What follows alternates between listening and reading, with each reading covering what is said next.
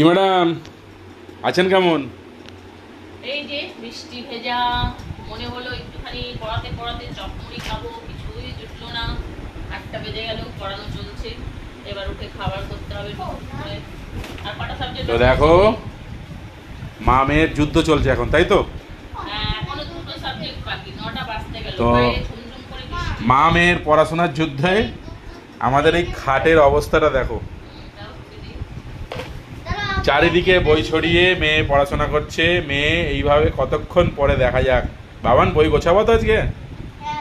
হ্যাঁ? খাতা দাও উঠে দিয়ে। আর মা কি help? বাকি আছে, এখনো 2টো বাকি আছে। রাত্রির খাবার খাবারও করতে হবে। করতে হবে? হ্যাঁ, করতে তো হবেই। রাত্রির খাবারে কি আছে?